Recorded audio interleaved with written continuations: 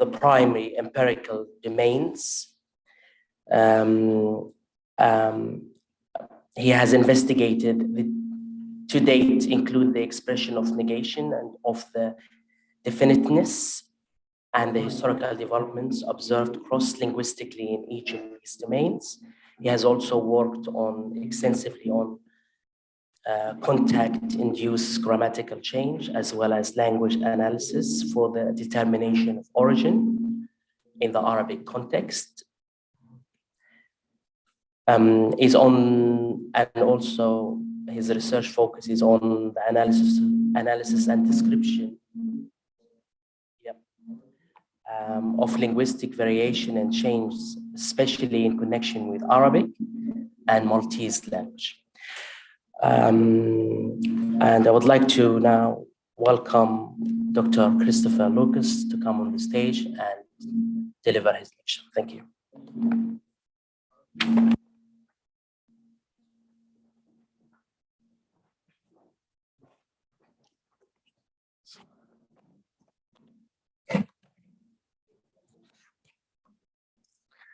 Okay, so thank you very much, Ziad, for your kind introduction and for the kind invitation. And thank you, everyone, for coming this evening, despite the strike and everything. I truly appreciate that.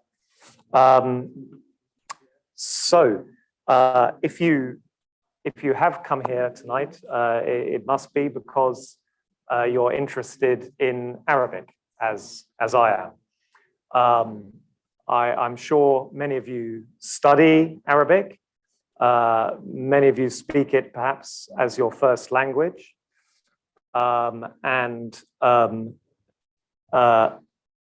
sure that there are plenty of people in this room who know a lot more Arabic than I do.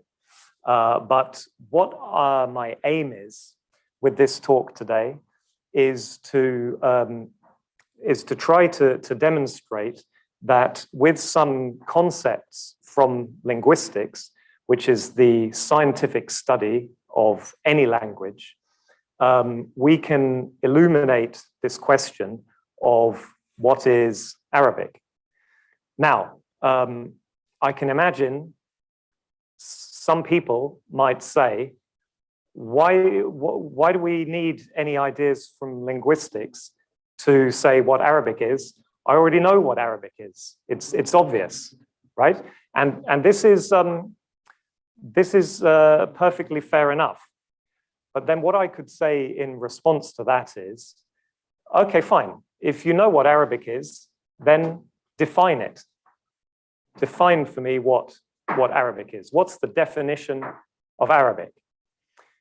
Now, continuing this discussion, you might say in response, well, I don't need to define Arabic. There's no point defining it. I know it when I see it. I recognize if something is Arabic or not. Okay? And that also is completely fine. But the trouble with that kind of approach is, what about what people tend to call these days edge cases? Cases where it's not quite clear whether we're dealing with Arabic or not. My argument is that in those cases, you need definitions. You need definitions that come from the science of language, from linguistics. So, to give you an analogy, a parallel. I don't know how well you can see this, but I think you can see it well enough to see that this is fire. Everyone knows what fire is, as in everyone can recognize fire. You know it when you see it, okay? And of course, to be able to recognize fire, do you need to be able to give a precise scientific explanation of its inner nature, what causes it? No, you don't. Millennia of human advancement has been based on the use of fire without necessarily knowing the ins and outs of what causes it and what its underlying nature is, right? And it's the same with language. We can recognize and use a language without understanding its true nature. So, okay, you know fire when you see it, but what about this? Is this fire? Is that fire? Is that fire? This intuitive recognition-based approach to what fire is, it works well for a core obvious case like that. But these sort of borderline cases, if we want to have a discussion and come to an understanding of what in total counts as fire and what doesn't, then we need to move beyond intuition and our ability to recognize core cases and start to do scientific inquiry. Okay, so the first point I'd like to make here,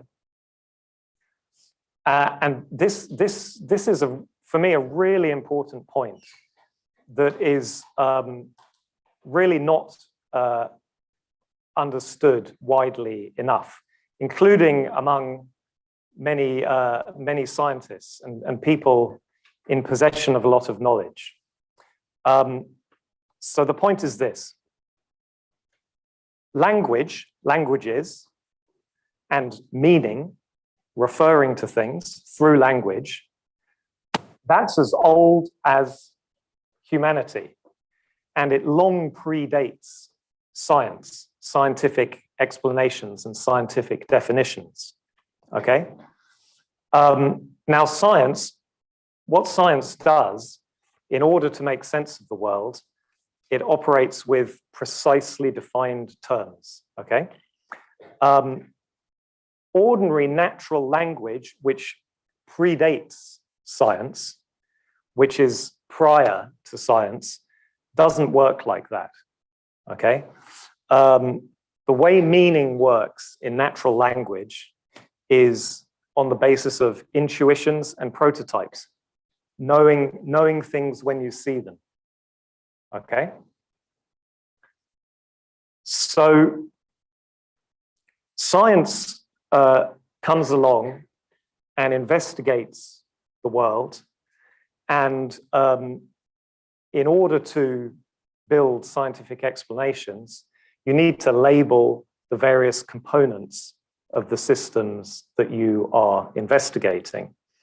And sometimes science comes up with brand new terminology, which has the advantage that no one's going to be confused about what this brand new term refers to.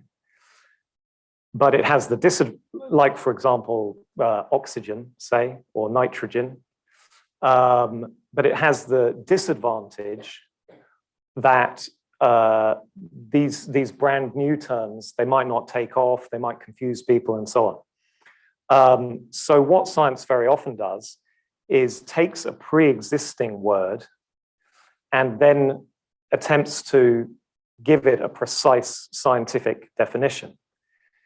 So I'm not a chemist, so maybe there are people in the audience who know more about this than I do. But I think, for example, with fire is not actually a coherent concept within chemistry. It's a bunch, it's the visible manifestation of various different processes. But take water, for example. Chemistry has defined water as H2O, let's say, okay? Now, the word water in English and its equivalent, say in Arabic, ma, or any other language, that long predates a scientific explanation of the nature of water. And the question then is, when science comes along and explains to us exactly what water is, does that change the meaning of the word water in English? And I want to argue, no, it does not. It does not change its original meaning. It perhaps adds meaning to it. But for example, according to science, that's water, right? That is H2O, clouds. But according to the pre-existing prototype-based, know it when you see it based way that words refer in natural language, that clouds aren't water, clouds are clouds, right? So the point is, science is absolutely invaluable for understanding the world around us, including language. But we have to understand that the way language functions in real life is not the same as how science uses language to give labels to precise definitions. I'll give you another quick example. And actually, the point is, when it comes to the scientific investigation of language, it turns out that in some aspects of language, it's extremely hard to give a precise definition of the meaning and function of various words. And a case in point would be what's called the definite article, the, right? So I myself have done quite a lot of work on that. And I think, I mean, my work is based on lots of other people's prior work, but I think I know exactly what the means. But it's so complex that it's not like it's completely uncontroversial, not at all, among linguists. So, and yet, you know, we all use the definite article when speaking English or Arabic instinctively. So this is just to illustrate that there really is, you know, we've got two very different systems that are occurring at the same time.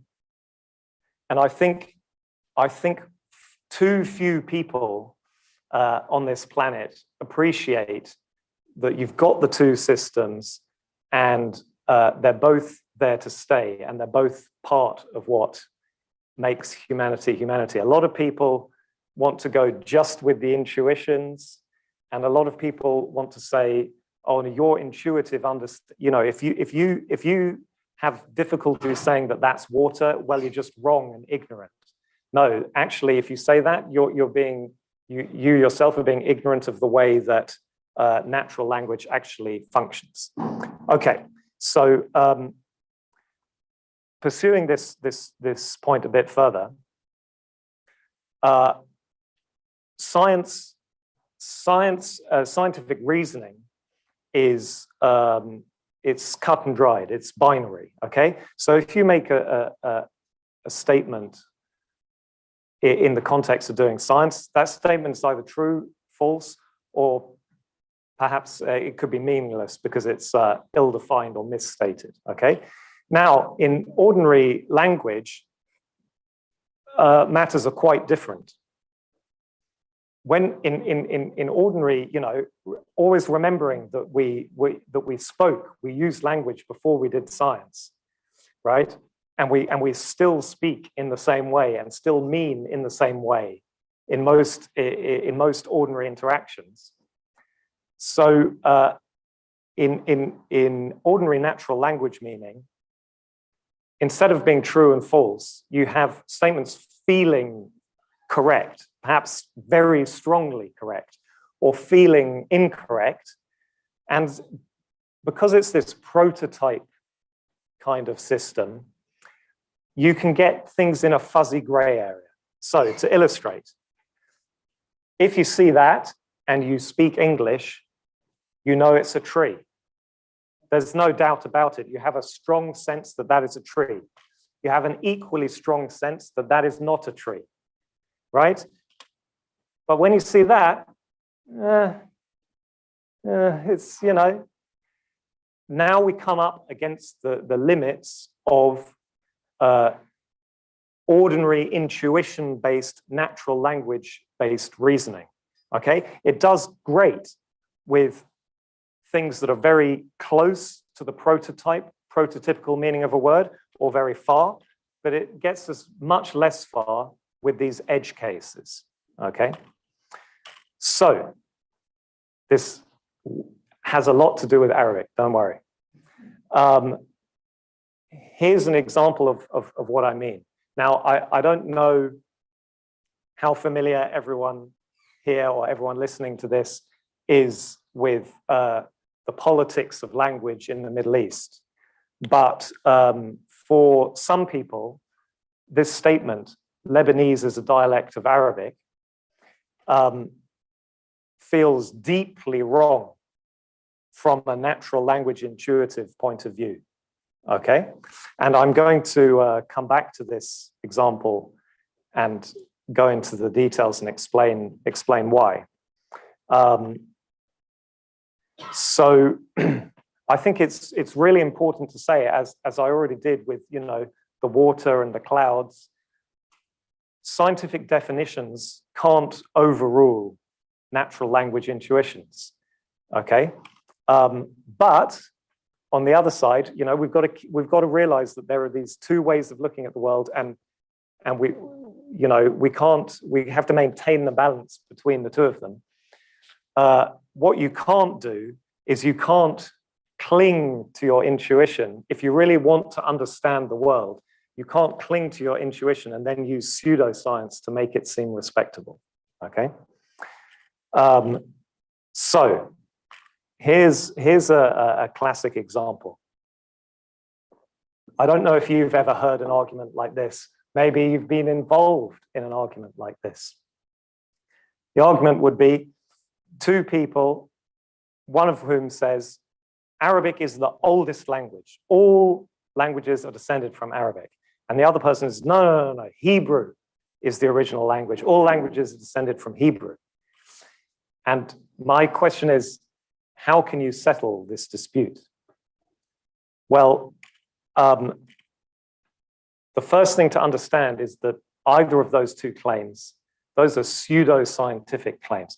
As soon as you start making generalized statements about some part of the world, then whether you like it or not, you're engaged in scientific inquiry, rational inquiry. And you'd better be rational in your arguments. The statement, Arabic is the oldest language, or Hebrew is the oldest language, is completely meaningless unless we have a precise definition of old, Arabic, and Hebrew, okay? So what does old mean? To have an age, you must have a beginning, right? If one person in this room, if we say one person in this room is older than another, what we're saying is the second person was born after the first. But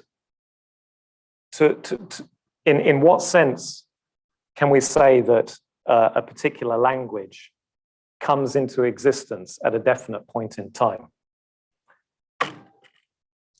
And what does it mean to say that two languages are related? I want to address both of those questions now. So the first, if you take nothing else away from this talk, please take this point away. With languages that, like Arabic, to which many people attach great importance, some people struggle with this claim, not this claim, this fact that all languages change over time. The only way a language cannot change over time is if it has no more speakers, if it's dead, okay? So when we talk about languages being related, this is what we mean. What you need to imagine, imagine a single community, say, a village somewhere, and they speak a single language. Then imagine that half that village up sticks and moves away, okay? And there's no more contact between the half of the village that emigrated and the half that stayed put. Because all languages change over time, and although there are tendencies in language change, there's also a significant degree of randomness, random drift. So it's certain that in a scenario like this, if there's no contact between the people who stayed put and the people who moved, their languages, the way they speak, which initially will have been identical, over time, given centuries, will drift apart until they've drifted so far that they can no longer understand each other. And at that point, linguists would say that you have two, what started out, so initially you just had one, in linguistics, we have this catch-all term variety. That's neutral between language and dialect, okay? So initially you had one variety. Then after a bit of time, a bit of divergence, you'd still have mutual comprehension, but there will have been drift and differences will have cropped up between the two varieties. And then you could say that they're two different dialects. And when they've diverged so far that they can't understand each other anymore, then you could say there are two different languages. But please do bear in mind, right, that these two words, language and dialect, they are just like fire and water in that they predate the scientific study of language, okay? Therefore, the way they refer, the way meaning works with those two words, language and dialect, is this fuzzy, prototypical, imprecise, know it when I see it type of meaning. And honestly speaking, linguists haven't been too good about taking one or other of the two paths that I mentioned earlier of inventing a brand new term and sticking to that versus clearly redefining existing terms. When it comes to these existing terms, language and dialect, basically linguists sometimes use them and sort of semi-define them on the basis that I just mentioned. But when we're being really strict, we just avoid those terms and say a variety, because ultimately, most of the difference in the way that language, the word language and the word dialect is used in ordinary discourse is fuzzy. And so that doesn't really help us when we're trying to be precise and do linguistics. Okay, so related, being related, that is a precise technical term in linguistics. And what does it mean? It means this precisely. Two languages are said in linguistics to be related if they can be demonstrated to descend from a single common ancestor, like in the scenario I just outlined. So, for example, I'm sure some people here are familiar to at least some extent with Turkish and or Persian. And using the term related in its precise linguistic sense, Turkish and Persian are not related to Arabic. They've been very heavily influenced by Arabic. They've borrowed many thousands of vocabulary items from Arabic, but they're not related to Arabic because they are not, they cannot be demonstrated, either of them, to share an ancestor with Arabic. And also Turkish and Persian are not related to each other in that sense, okay? Now, Arabic and Hebrew, they are related. Hebrew has borrowed, modern Hebrew, Israeli Hebrew, has borrowed a few words from Arabic, but that's irrelevant to the question of relatedness. The reason they're related is because they can be demonstrated to descend from a single common ancestor. So that looks like this. So I'm sure you'll have all heard this term Semitic, the Semitic languages. Arabic is a Semitic language and Hebrew is a Semitic language. Now, again, I blame linguists slightly for choosing the term Semitic, because it's based on, Shem, the biblical figure. And I don't blame non-linguists for getting confused about what Semitic means in the linguistic sense. Please remember, please bear in mind that languages and language history are completely conceptually distinct from the history of peoples, the history of ethnicities. Okay, of course, language is incredibly important to identity, of course, but there's no necessary link between a certain ethnicity and a language.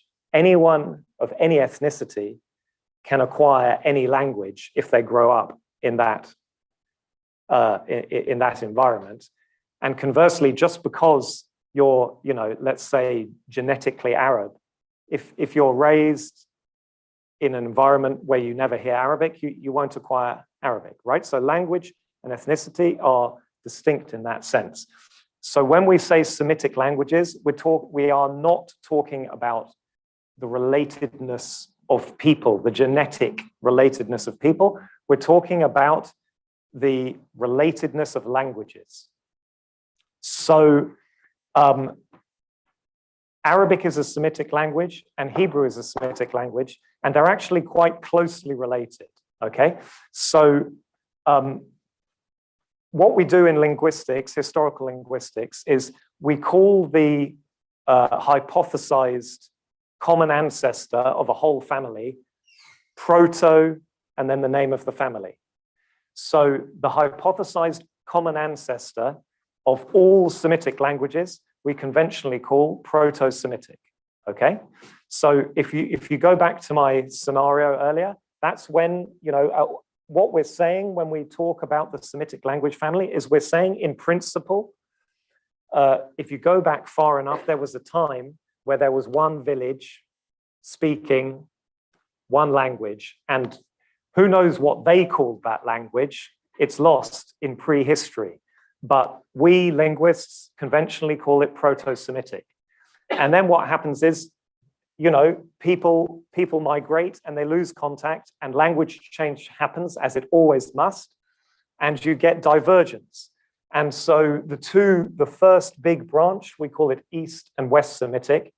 And East Semitic is, most famously represented by Akkadian, which is the language that was spoken in ancient Mesopotamia, the Semitic language of ancient Mesopotamia. All the other Semitic languages are more closely related to each other than they are to Akkadian.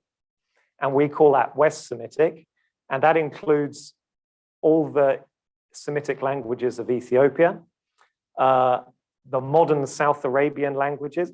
Again, bad linguists for coming up with confusing wrong terms. You see modern South Arabian and old South Arabian, you would be perfectly within your rights to assume that that is the same language a long time ago and now, but it isn't. They're separate languages. Old South Arabian is not an ancestor of modern South Arabian. Anyhow, modern South Arabian languages are still spoken in Yemen and Oman to this day, but several of them are highly endangered. Then all the rest is Central Semitic, and Arabic is one branch of Central Semitic. Old South Arabian, which these are extinct languages of Southern Arabia, which were written down in a script which is distinct from the Arabic script. And then the other branch is Northwest Semitic, which branches into Aramaic and Canaanite, which is Hebrew and Phoenician.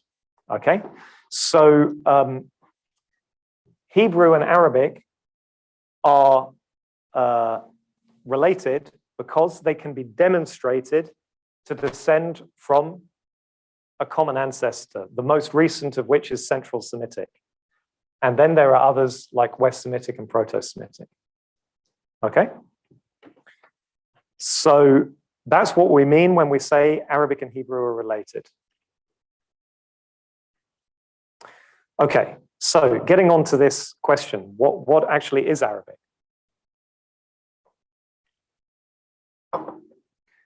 Like I said at the beginning, if you speak Arabic, if I play you a bunch of different languages and one of them's Arabic, you'll know the Arabic when you hear it, okay? But from a scientific definitional point of view, how can we say whether, let's say, a specific Semitic language is Arabic or not? And I phrase this question this way because with, for example, what I would call Lebanese Arabic, and what a lot of people in Lebanon prefer to call Lebanese, or with another language which I'm very interested in, do a lot of research on, Maltese, right? What you often find is that speakers of these varieties are comfortable with saying that they're Semitic languages, but they're not comfortable with saying that they're Arabic languages or varieties of Arabic, okay? So from a scientific point of view, how can we say whether a given Semitic language is Arabic or not? There's one simple, precise criterion. It's, does that language descend from an ancestor that has undergone the innovations that are unique to Arabic within Semitic, okay? And there are a whole bunch of these, and most of them are very complex, and it would not be appropriate for me to try and explain them here, but here's just a couple of examples that are fairly easy to understand. So for example, if the Semitic language we're looking at has a negative particle, ma, okay? So a word meaning not. And if it has a preposition of the form aind, meaning at or functioning as a sort of like a verb to have, okay, then that Semitic language is, from a historical linguistic point of view, Arabic, okay? Now, just a caveat, right? Like I said, there's a big list of these innovations, and individual ones could potentially be borrowed by another language. Just like Persian borrowed a whole load of Arabic vocabulary, occasionally grammatical vocabulary can be borrowed too. So, you know, if you borrow one or two of these things, that doesn't suddenly mean that you're necessarily Arabic. It's the whole, if you have the whole lot, okay? So just to illustrate the point, right? If you want to say, I don't have anything, in Maltese, it's mandishin. In Lebanese, it's ma'indishi. In Hebrew, it's en liklum. Okay, the point is, Maltese and Lebanese have retained these innovations which are unique to Arabic, okay? So of course, Maltese, I mean, if you know anything about Maltese, and to a lesser extent, actually, Lebanese, you'll know that they've both borrowed, in the case of Maltese, very, very heavily from Italian and Sicilian and English most recently. And Lebanese has borrowed to an extent from French and Aramaic, okay? But that is not, borrowing is actually irrelevant to the question of relatedness. The relevant point is Lebanese and Maltese share a common ancestor with all Arabic dialects that is not shared with Hebrew and Aramaic. So if we zoom in on the relevant part of the tree, remember we have Central Semitic, and Aramaic and Hebrew are on one branch of that, and then you've got Arabic, and we can say we can talk about Proto-Arabic. So that is the ancestor of all Arabic varieties.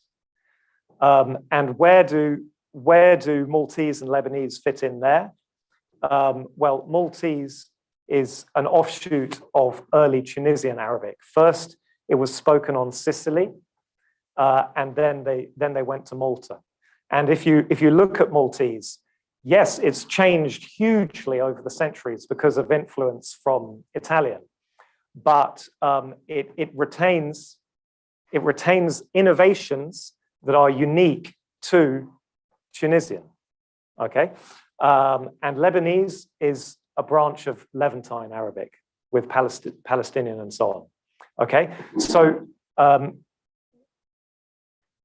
various people in Lebanon have sort of politically motivated or intuition-based reasons for wanting to think that Lebanese is descended from Aramaic, but it is not descended from Aramaic.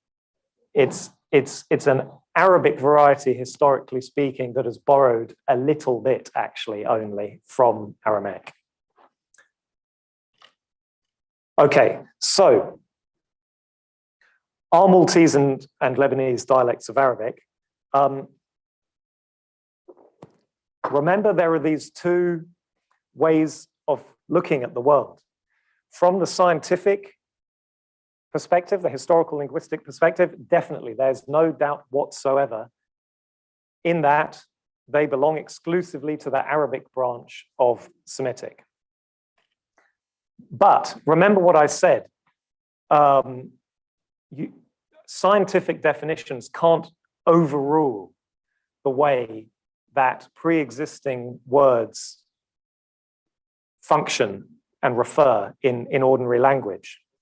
And from that point of view, arguably it's wrong to call Maltese and Lebanese dialects of Arabic, at least for some speakers of Maltese and Lebanese, because it's just a fact that the word dialect, for many people outside of scientific discussions, has negative connotations of inferiority, subservience, incorrectness, and so on.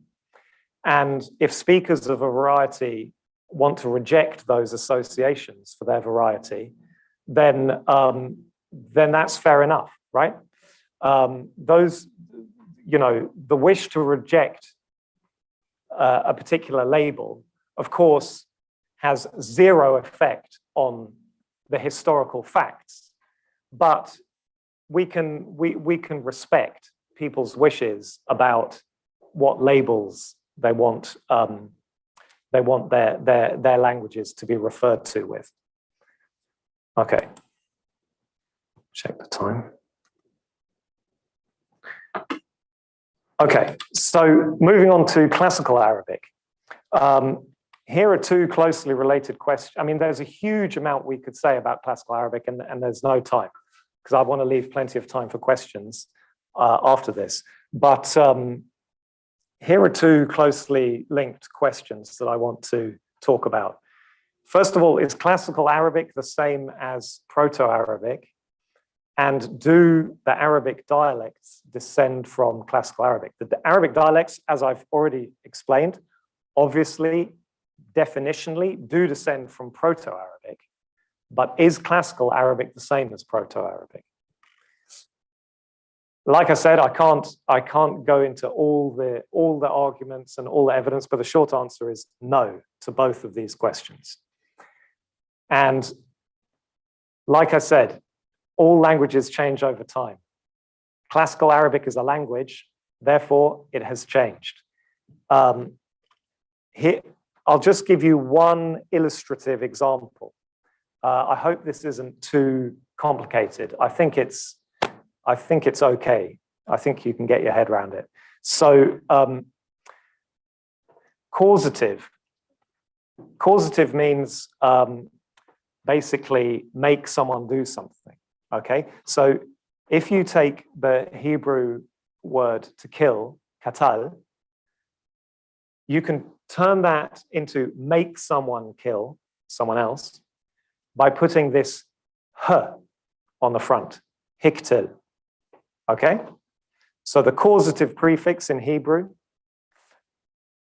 is h, and that is what we reconstruct for Central Semitic, the ancestor of Arabic and Hebrew.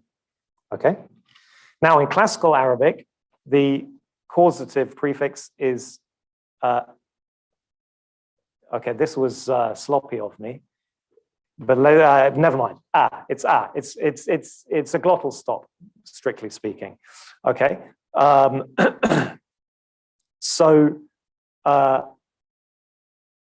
Right, so if you take na'ama, to be blessed, you can make that causative to bless someone by putting the prefix glottal stop, an'ama.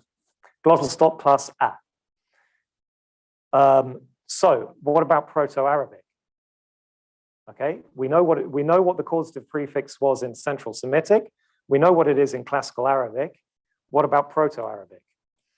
So you can get some evidence here by looking carefully at the nooks and crannies of Classical Arabic. So for example, if you look at pre-Islamic poetry, you can find things like this. وَإِنَّ الشِّفَاءِ عَبْرَةٌ مُحَرَّقَةٌ. Okay? So the commentators were flummoxed by this for a long time. But the point is, this is an archaic causative form.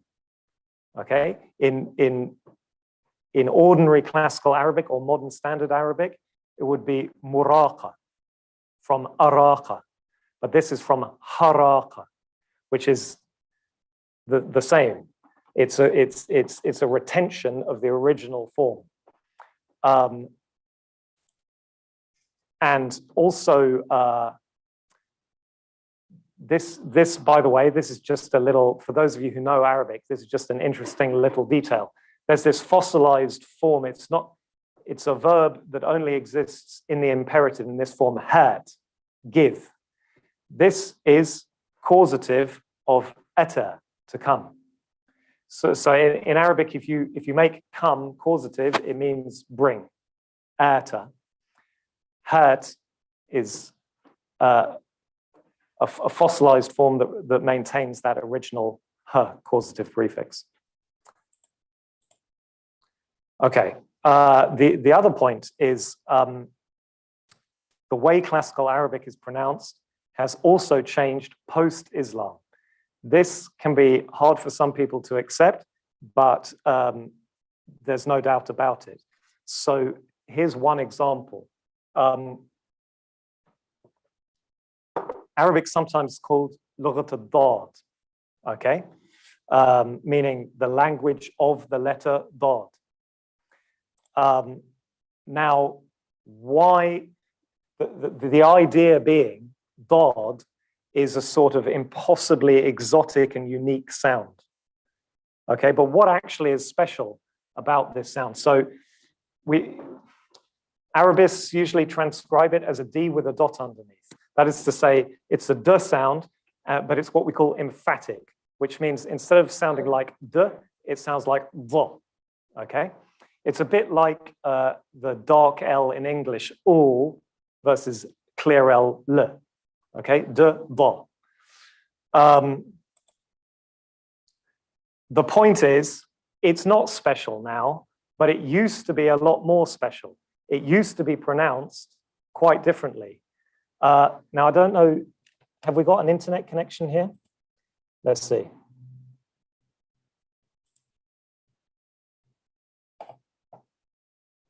I don't know if we've got sound. We'll try.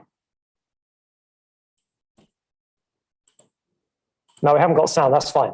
I'll do it myself. So this was, the dod was originally pronounced lo, lo, lo, okay? And this is not just some craziness cooked up by, you know, modern Western linguists. The Arab grammarian, okay, he wasn't Arab, he was Persian, but the father of Arabic grammar, Sibawayh, he describes this very, very clearly. He says, وَمِن بَيْنِ أَوَّلِ حَافَةِ اللِّسَانِ وَمَا يَلِيهَا مِنَ الْأَضْرَاسِ مُخْرَجُ الضَّادِ مُخْرَجُ اللَّادِ. Okay? So that is how the dod was originally pronounced, lo, lo.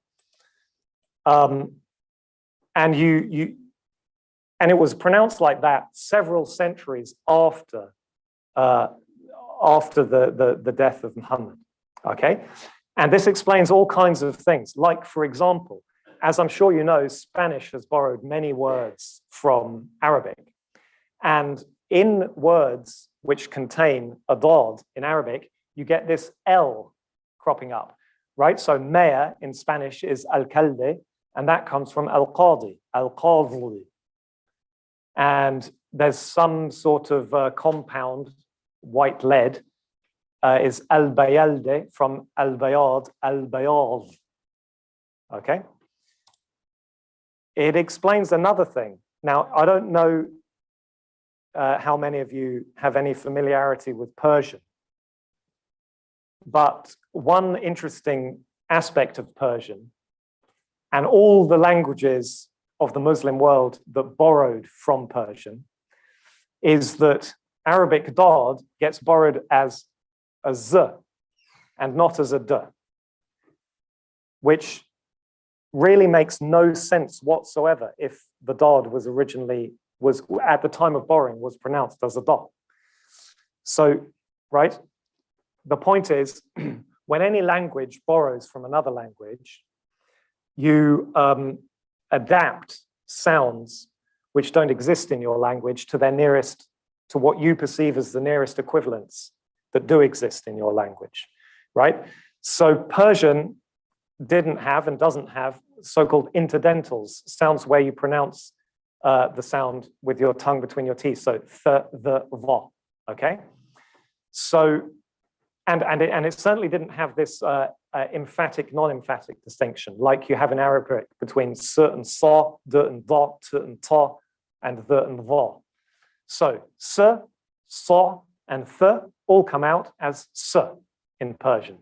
So I don't speak Persian, but you know, these are Persian words of Arabic origin, and they all have a s on the beginning. So it's something like, excuse my pronunciation, sorbit, sahib, and so'al. Okay, all with a s. And here, same here. So z, the, and va all come out as z. So you get zolim, zawk, and zaman. Okay. T and ta both come out as t. So you get tabiat and tajdid. The t, both times you have t. D comes out as d, that's fine. Dakhil. So dad should just come out as d, but it comes out as z. So zarb. Okay. So that's that.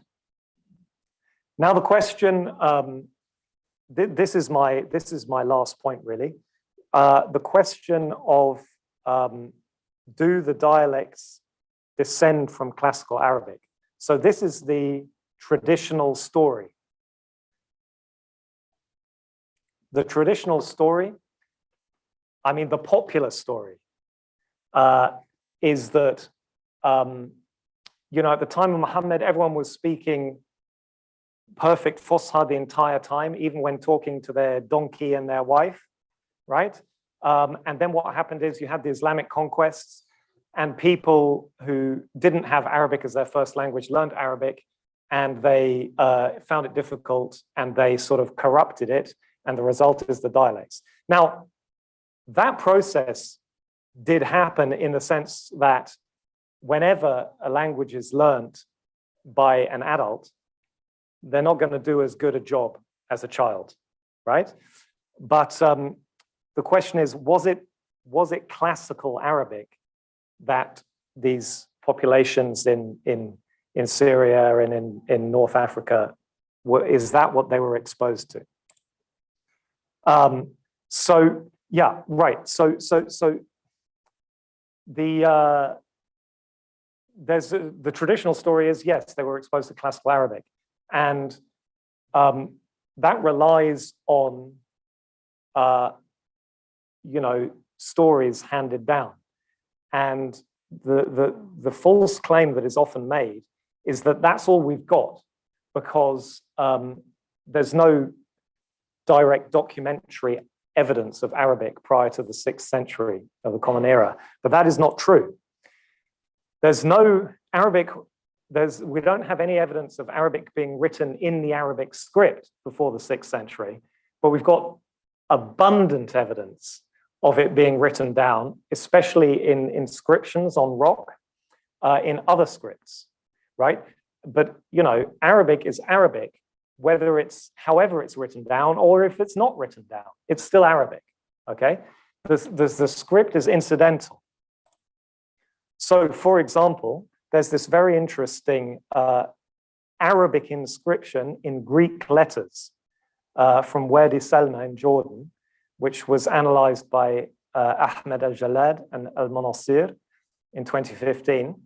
And the great thing about the Greek script is, unlike the Semitic scripts, every vowel is written in. So it actually gives you a lot more information about how the words were pronounced. And I'll just show you, this is the stone and the inscription. So this is from either the 3rd or 4th century. And it is, what is the language? It's definitely Arabic, but it's not classical Arabic. In some ways, it's more conservative than classical Arabic. This is not going to mean anything to you unless you're good on your Arabic grammar. But for example, he came is not ata, but an archaic form, atawa. And where this, this wa is original, but it's lost in classical Arabic, except in the forms that don't end in a vowel, like atautu, atauna, and so on. But this is atawa, okay? So on the one hand, it's more conservative than classical Arabic, but on the other hand, it's more innovative, okay? At the same time, because, you know, this is another common misconception about languages. How do I stop the feedback? All right. That's off-putting, isn't it? But anyway, I'll carry on. It's just getting worse.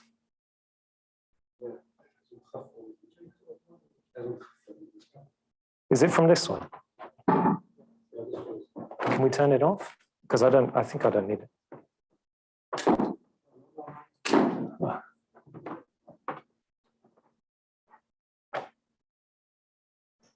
So I'll keep talking for now. So yeah, so a common misconception that people have about languages is that they're sort of globally conservative or globally innovative, but that's not how it works.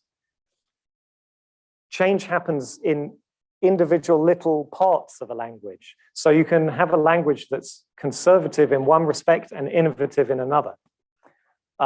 So the language of this inscription from the 3rd or 4th century is conservative in that you get this atawa instead of ata, but it's innovative in the following sense. It doesn't have the 3 cases of classical Arabic. So in that sense, it looks much more like the Arabic dialects. It has the accusative case, the mansub, but it does not have the nominative or the genitive, the marfu'a and the majroor. And in all the many pre-Islamic Arabic texts written in Greek script, there's no evidence anywhere of tanween. If you don't know what tanween is, yeah, does that help? Okay, okay, all right. So, so yeah, there's no tanween. So you don't need to see the thing. It's okay. So, oh, there it is anyway. So classical Arabic is not the earliest form of Arabic. It's not equivalent to Proto-Arabic. And what we can see from this evidence is that dialectal distinctions, different dialects, the existence of different dialects, and the loss of the case system and tanween predates Islam significantly. So we cannot say that the contemporary Arabic dialects are descended from classical Arabic. And this is less certain, but it seems likely that already in the pre-Islamic period, there was a distinction between, like you get in the Arabic-speaking world today, between a colloquial dialectal Arabic for everyday use and a high variety for official artistic purposes. Okay, so to wrap everything up, remember what I said at the beginning. As human beings, we can be intimately acquainted with something, whether it's a language, particular words, something like fire, and we can make use of it. We can make expert use of it without understanding its true nature, like fire. What we can do with linguistics is get a more precise understanding of what language is and how it works.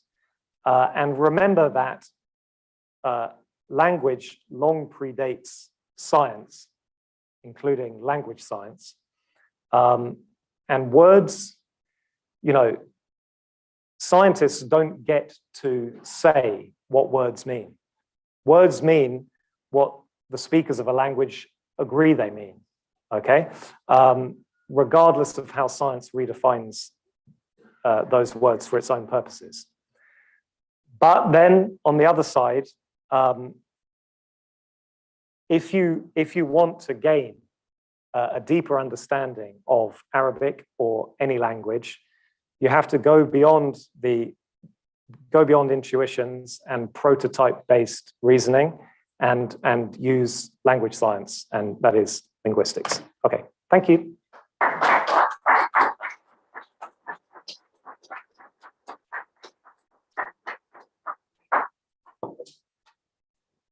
So I'm very happy to take any questions anyone might have. Yeah, there's a couple back there.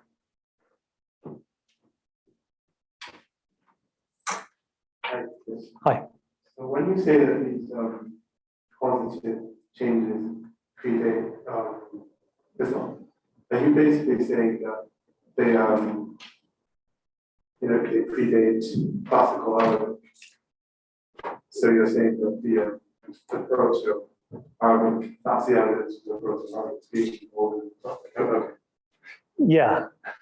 Yeah, I mean, I don't like this word old because we can't in many cases, it's like if I go back to this tree,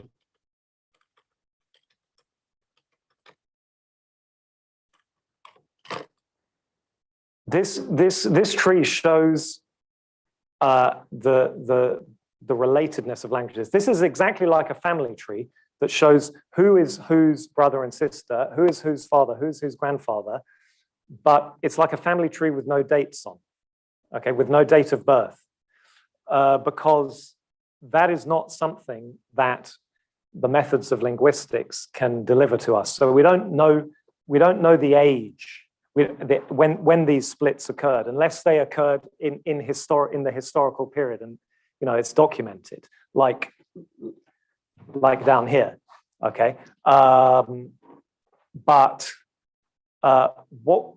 So we can't locate these earlier forms of languages in time, but we can just say how they're related to one another. And what we can say is that, yeah, classical Arabic is a daughter of Proto-Arabic. It's not equivalent to Proto-Arabic. The earliest form of Arabic was different to classical Arabic as we know it. Yeah. Behind there was one. Yeah. Thank you for the fascinating presentation. There's just one detail I think I need a bit of help understanding. Yeah. Could you kindly translate the Swahili quote for us? Oh, sorry, yeah. Understand how that. Sorry, yeah. Right with the articulation of what. Yeah, that was yeah, no problem. That was an admit. Sorry, I really should have translated. He says the place of release of the dot is between the first part of the tongue and what is next to it in terms of molars. So your molar teeth, so basically it's in linguistics, we call it a lateral release, right? He says some other stuff like, so the tongue, it's basically quite similar to an L, okay? With an L, the tip of your tongue touches the alveolar ridge behind the teeth, just like a t or a d, okay? But unlike a t or a d, the air is released along the sides of the tongue, and that's what Sibawayh is describing here for this sound. Any other questions? Yeah, there's one at the back there.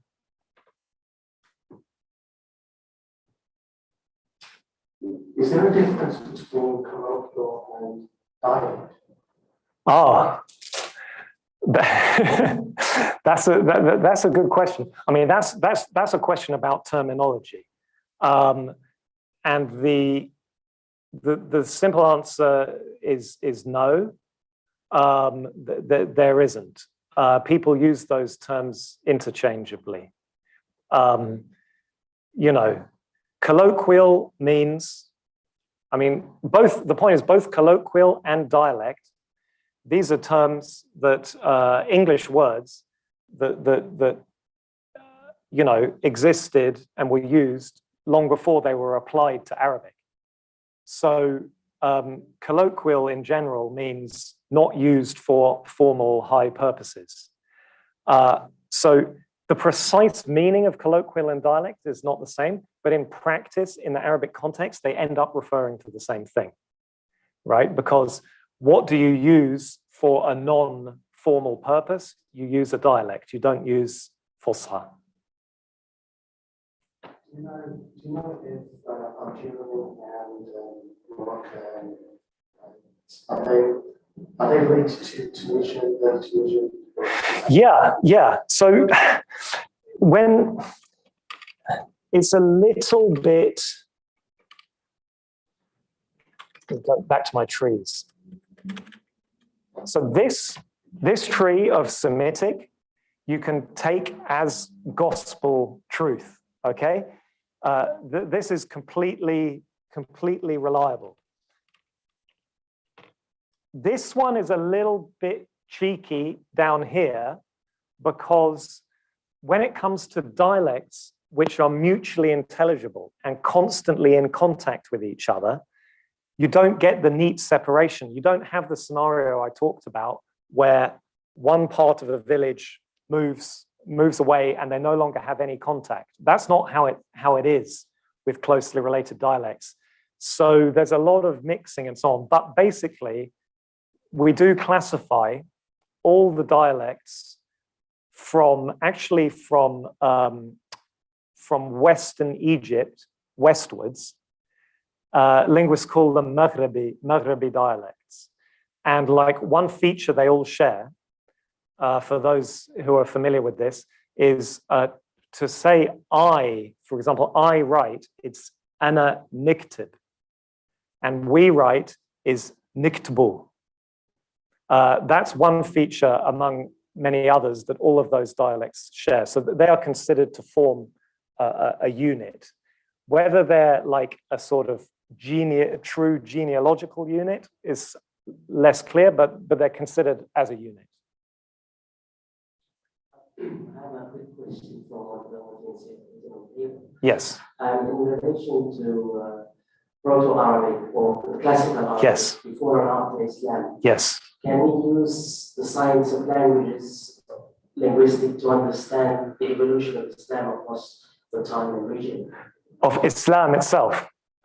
In relation to pre-Arabic, pre-Islam, and Arabic use after Islam. I mean, okay.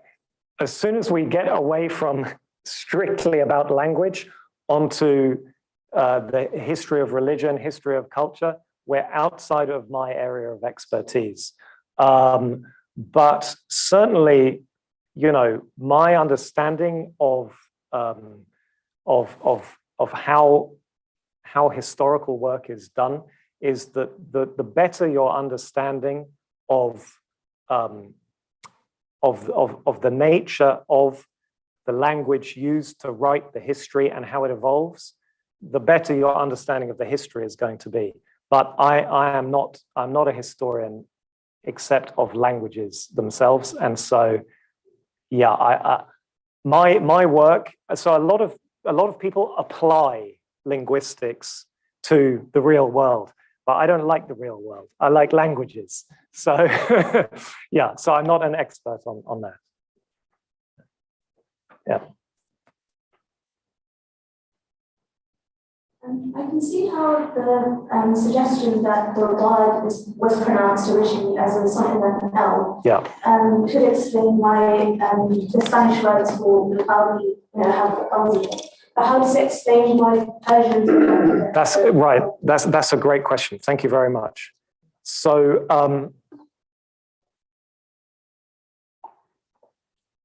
if you look at Arabic dialects, what you see,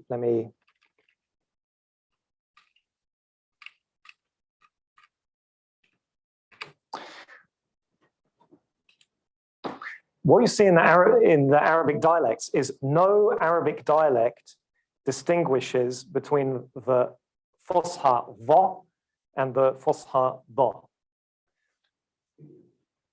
They don't distinguish between the two. They don't.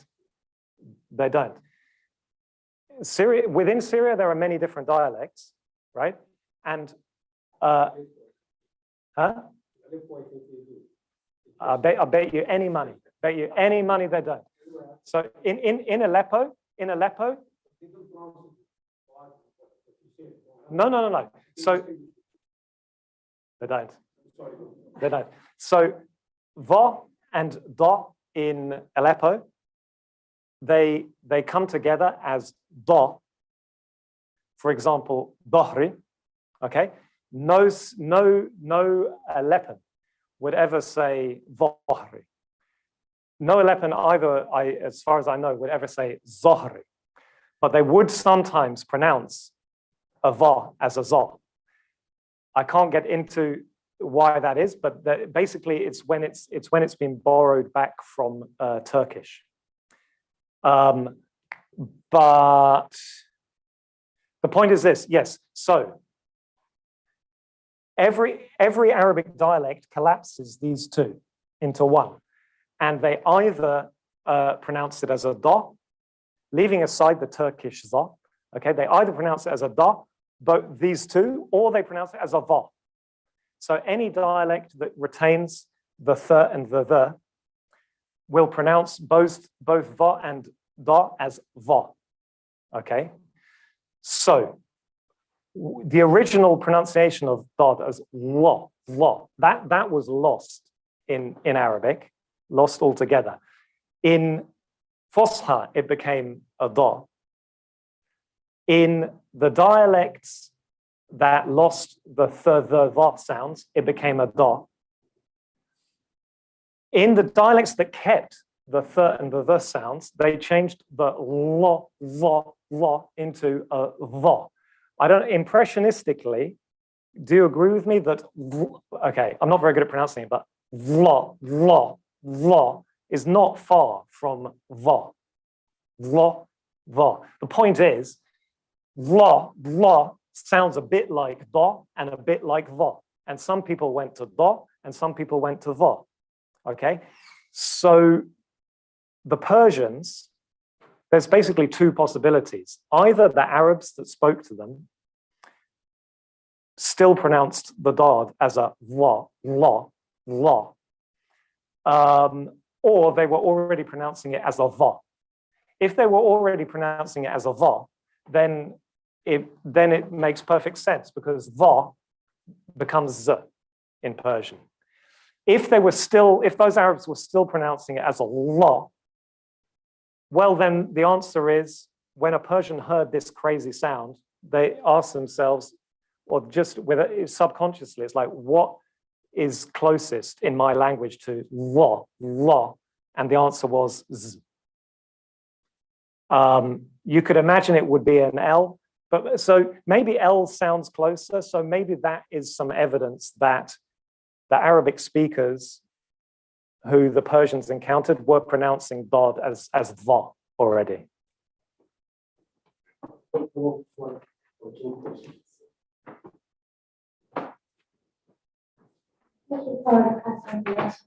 Yeah. Very similar. What's the use of the top bar? Why do it exist? And the other question is can you hear me? I think so. So they sound similar. Why do we have a bar? Yeah. And where did the modern pronunciation of R come from? The modern pronunciation of dad, where did it come from? Okay. I mean, those are two very reasonable questions.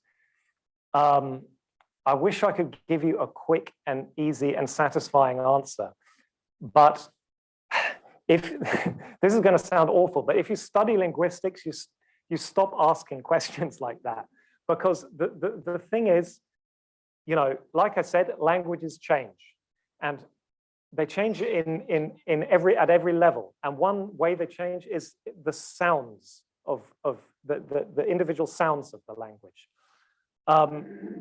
You know, but it's kind of random.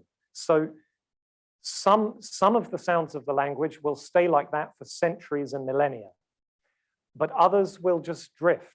Like, for example, way before Proto-Arabic, the sound that is the ancestor sound of the sheen in Arabic, sh, was another lateral sound, hl, like in Welsh, double L, hl.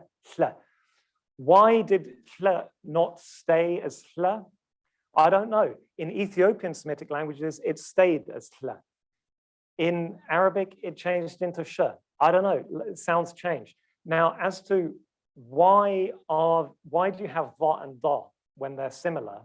Similarity is in the eye of the beholder. I mean, the point is, in English, we have the and de. And lots of English speakers merge them, you know, say, you know, the only reason instead of the. So they're close, but they're also different. So, you know, the difference can be maintained, or it can fall together. And you can't predict whether a sound will stay the same or whether it'll change. Yeah, that's the best I can do with that. Yes. Is there any mechanism whereby you'll be able to write va or va in, for example, ضروري and ظهر, ظهر with an alif and ضروري without? So, yes. As a student, for example, Arabic language, how can I be able to write grammatically correct? Oh, okay, right. And many Arabs, they do make mistakes. Yes.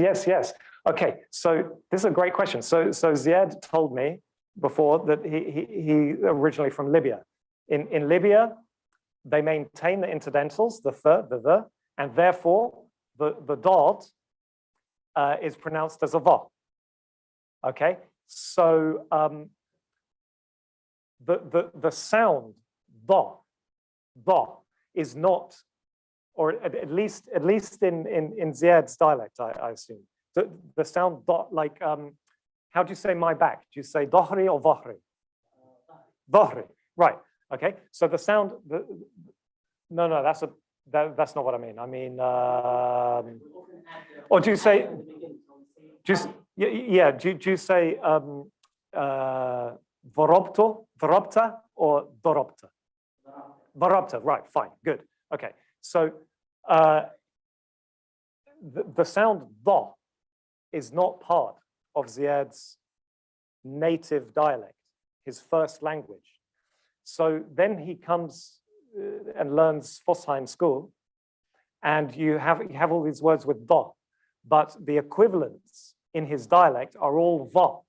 So how's he supposed to remember which one has to be da and which not?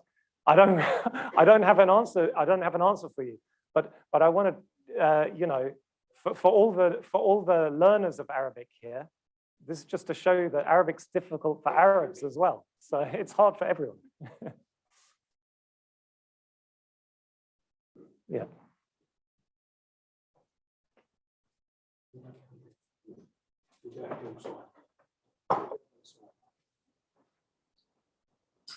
Could you just confirm what the definition of a dialect is?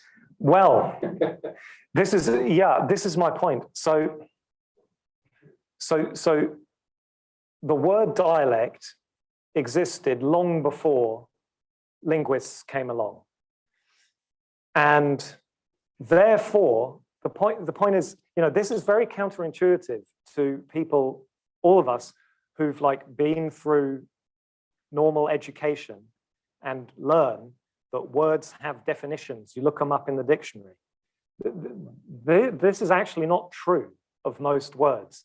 Words refer prototypically, right? So what dialect, what dialect prototypically refers to. It's like, a type of a language that isn't standard, that, blah, blah, blah, right?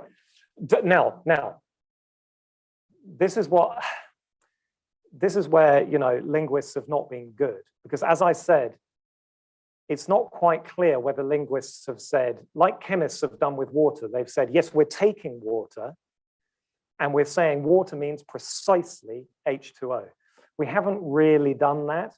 We've sort of hedged, and we haven't either said, no, dialect means nothing in linguistics. We haven't really said that, but we haven't either given it a precise definition. But usually, when linguists talk about the distinction between, are these two varieties, are they two dialects of one language, or are they different languages?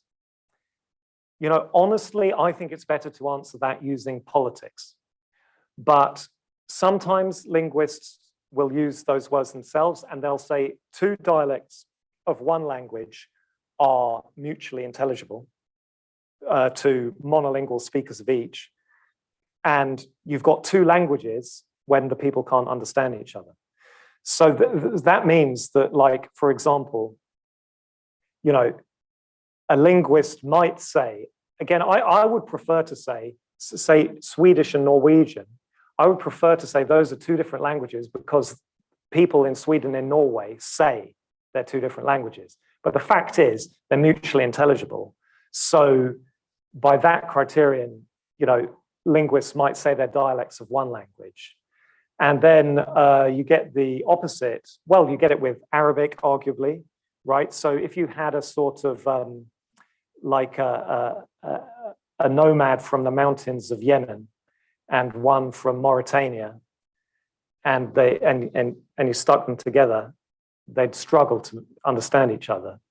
But culturally, politically, it's considered to be one language. Same in China. In China, you have completely mutually unintelligible languages, but for cultural, political, historical reasons, they're called dialects of Chinese. So there's not a neat, unfortunately, there's not a neat answer there, but yeah. Keep it as it is, that's the best. Yeah. Okay. Okay. Comments? Yeah, of course. Yeah, probably. Unless there's anyone would like to, before we close, have a question? Just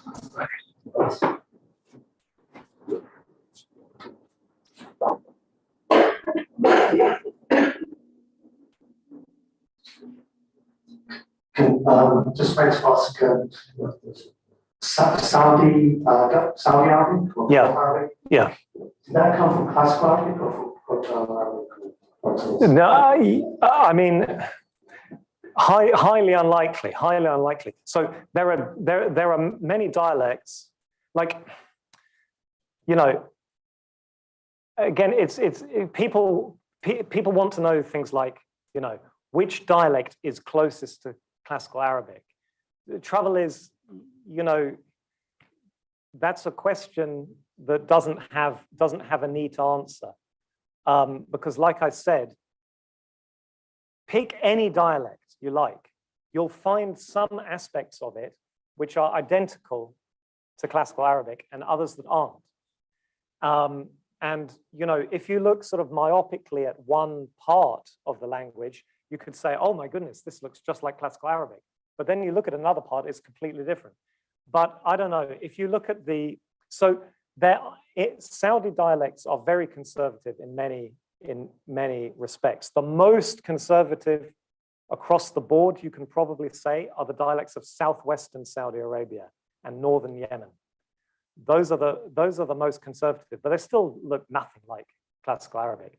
And if you go at a surface impressionistic level with the pronunciation, then, for example, something like Tunisian Arabic looks pretty good because qaf is qa, th is the is the. Of course, the dad has become a va, but otherwise it looks pretty good. Whereas in Saudi Arabia, qaf is g. If you're lucky, it might become j in some cases, and so on. So yeah, also there are many different dialects within Saudi Arabia, by the way. There's Gulf Arabic, but there's Najdi Arabic, which is quite different. Traditional Najdi Arabic pronounces the qaf as a ts, and the kaf as a ts, and the qaf as a j, right? For fem. Oh yeah, it's yeah.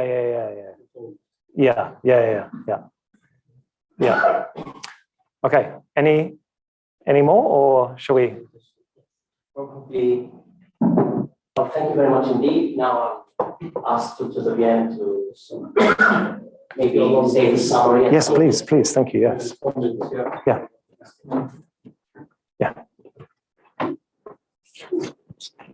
Yeah, sure. Thank you. Okay.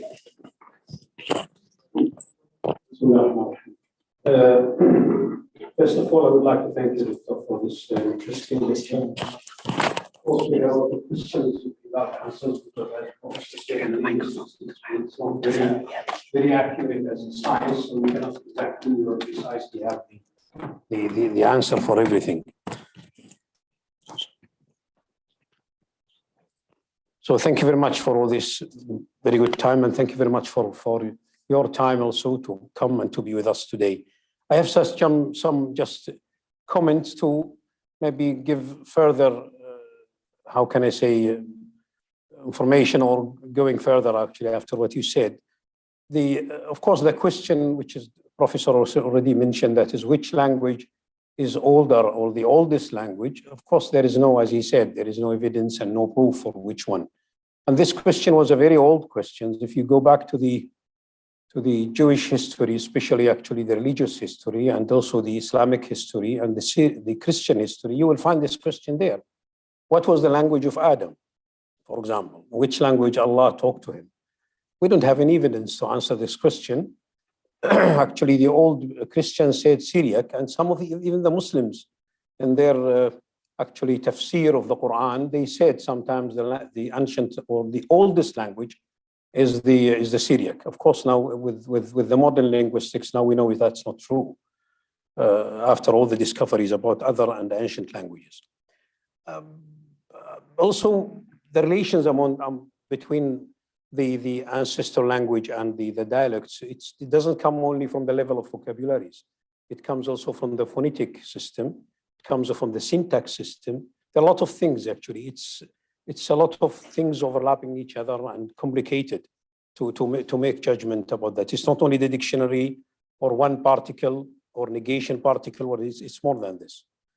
Now, the Semitic language, this term, now some Arabs start to use another term. They call it al-lughat al-jazariya.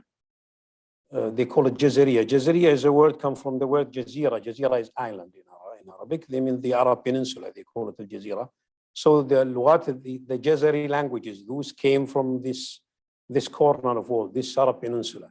This is a new thing, but I have seen that is used by many, especially the Arabs, because as Professor said, the Semitic is not that much accurate.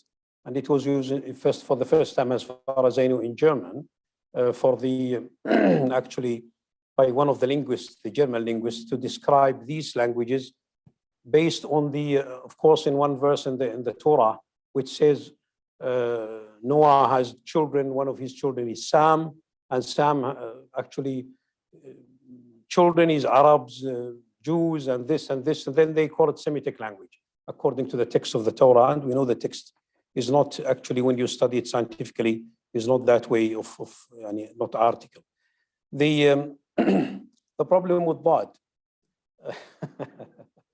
that's an old problem, by the way. It's not a new. Well, if you go back to the Arabic literature, you will find some books written just to distinguish between Bad and Dha. For example, from Ibn Malik, al-i'tidad fi al-farq bayn al-Dad wal-Dha'i wal-Dad. How can you distinguish between them? Why? Because it is really a problem. It was a problem because the sound, the phonetic sound itself, phonetic value, it's lost. Now the question is, if we come to the Qari, the reciters of the Quran, they all have one Dad. So the question is, who is correct? The reciters of the Quran, those who took it, a student from his sheikh, and going back up through centuries. Many of them, they have, of course, the chain of the reciters still they reach the Prophet sometimes with their chains. Are they correct, or the description of Sibawayh? That's a question. Maybe the description of Sibawayh is not accurate. How do we know it's very accurate? That's the problem. This is just, I'm raising just question mark about this. Especially if we know that Sibawayh himself is not Arab originally, he's a Persian. And the description was not taken from his teacher. His teacher is the genius linguist, Al-Khalil ibn Ahmad, who is really very genius. And the description, we don't know if he got it from his teacher or not.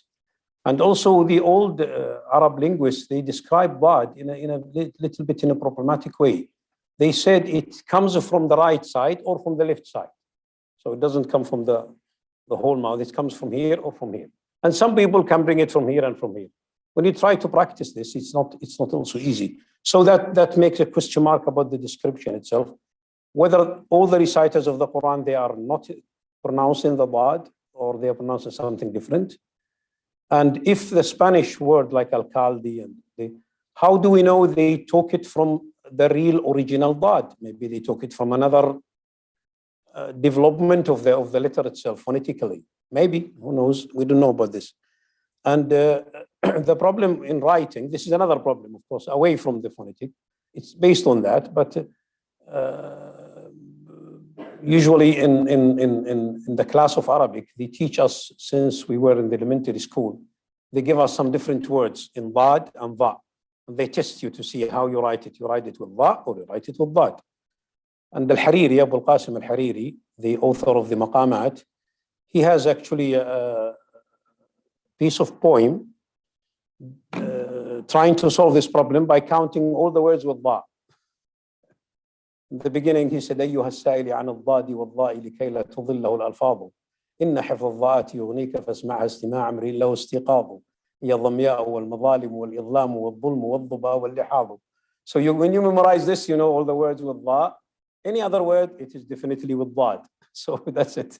This is another way of how to, as Doctor said, the really pronunciation of dad is actually either they pronounce it all dha or the other one dad, which is as in Syria. But there is recently a friend of mine, he's a linguist. He told me actually there is a tribe of Hudayl still living there in Hijaz, and they pronounce it something similar to what you pronounced, like this, and a little bit long. And when you say, for example, daif, they say daif, daif.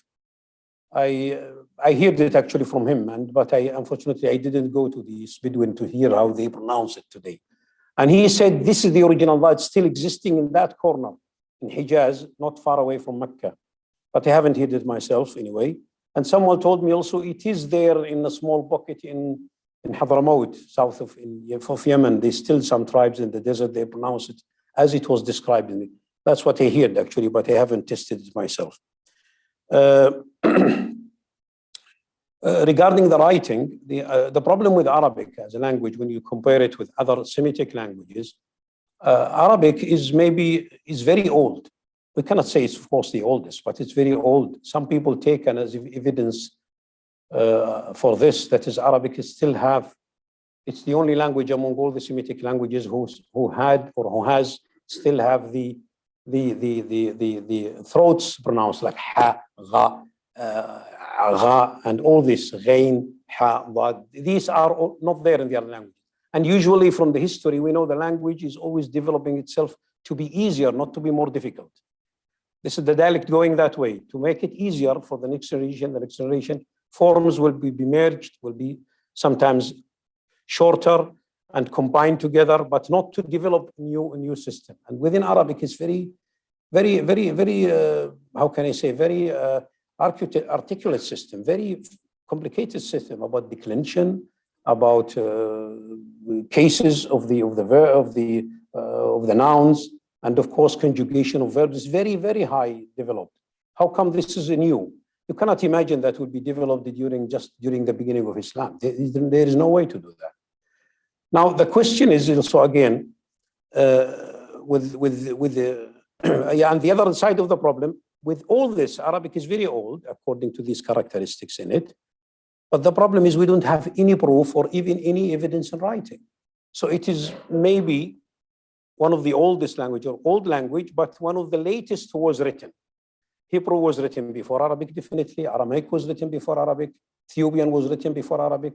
And others. Arabic is the last Semitic language maybe we had a script or a system for writing. There are, of course, argument about this, where the system came from Nabatean or from Aramaic, or what we leave this now. So this is a big problem. Really. Till today, there are arguments, and this can explain why even some words in the Quran was written in that way or in the other way, because of these influences coming from the neighbors sometimes. The system itself was borrowed in a way or another. I think one discovery like that stone in Jordan, when Arabic was written in Greek letters, I don't think it's enough really to prove something. We can say, well, this is discovered, but one stone is not enough for Ata or Ato, I believe. We need more really to prove this is not classical. If it's not classical Arabic, so then where classical Arabic come from? Where does classical Arabic come from? How we have this? Now we have the text of the Quran as it is. It was pronounced in the early days, it's pronounced still today. And then how were they then reading the Quran? Is it the same or not? That's a question. All these questions actually are there, and then Arabic is still there as it is. And I myself really mainly go back to the reciters of the Quran to say this is the best demonstration of Arabic letters ever, that is we have really till today, because they train themselves for it generation after generation. And it's not easy to say, well, that's wrong. We need proof which is stronger than their recitation and then the books that they are dealing since more than 1,000 century. And by the way, recently, there are many discoveries now in Hijaz, many new discoveries, especially inscriptions on the stones, of course, thousands now. We have now more than 3,000 new inscriptions in Hijaz. They will change a lot of views in our knowledge about life of Arabia before Islamic, pre-Islamic time, or even how the Quran itself was written or how it was. Now, day by another, they find more and more. Before, people did not pay that much attention. Now there are young people. They are not scientists, but they are just going from valley to another in the desert. And then they found a lot of inscriptions. They bring them sometimes in the Twitter and the social media. And one of the interesting things that is they found some stones, some inscriptions actually written in the Musnad, which is the south of Arabia, Yemen writing, which prove also that is the Ethiopian army reach even the central of Arabia, not only Mecca as we know it in history, but even more than that. This is one of the new actually discoveries we are having.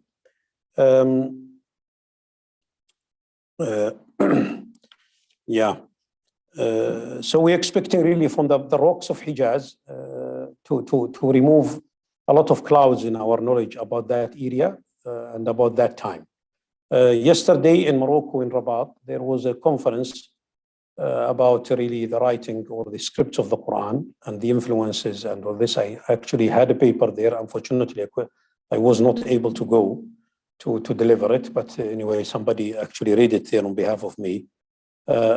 Based on this, how can we use the inscriptions to know the history of Arabic and the history of writing of the Quran itself? The dialect also, they are, as you say, they are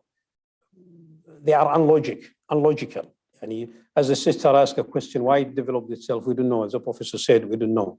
Now, for example, the dialect of Alexandria, in Alexandria in Egypt, they use the plural pronoun instead of the singular one. And then if he wants to go, I want to go, نروحوا or نذهبوا. They don't say I go. He said we go. They don't use I. They use always we. There is maybe a social factor why they use this, but this needs to be studied. Anyway, this is just some comments to add a little bit information to what you said, Doctor. Thank you very much for the time. And thank you very much, all of you, dear sisters and brothers, for coming with us. And I hope we see you, inshallah, Brother Ziad, for the next lecture. And thank you also for you, for all the efforts, and all colleagues, Hassan and the others who arranged, also the brothers who filmed the lecture. Thank you very much. Assalamu alaikum wa rahmatullah.